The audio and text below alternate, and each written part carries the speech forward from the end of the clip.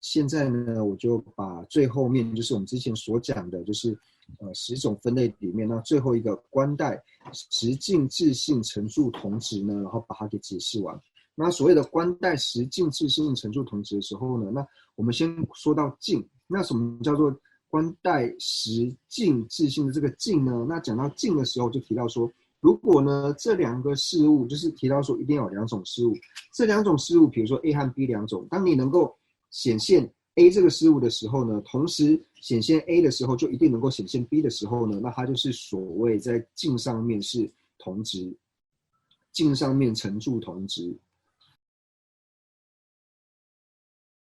所以呢，我们讲要说关代境陈述同质一呢，就表示说显现 A 的时候呢，现前显现 A 的时候呢，一定会现前显现 B。那符合这个条件呢，就属于是关代境陈述同质一。那关代实陈述同质一呢，就表示说 A 成立的时候呢 ，B 一定会成立；B 成立的时候呢 ，A 一定会成立，就是它升起的这个时间，它成型的这个时间，或者说生出来的这个时间呢，就是 A 生出来的时候呢 ，B 一定会生出来，它一定是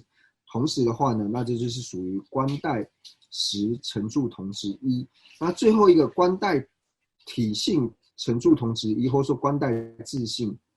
关代质性陈述同质一呢，就提到说，它如果和 A 是质性一，或者说和 A 是体性一的话，那和 B 也一定是质性一、体性一。那和 B 是质性一、体性一的话，也一定和 A 是质性一、体性一。所以呢，在关代实境质性陈述同质一的这个地方呢，它包含了3个条件，就是关代实陈述同质一、关代境陈述同质一、关代质性陈述同质一。那这3者都符合的话呢，就是这里所讲的关代实境质性陈述同质一。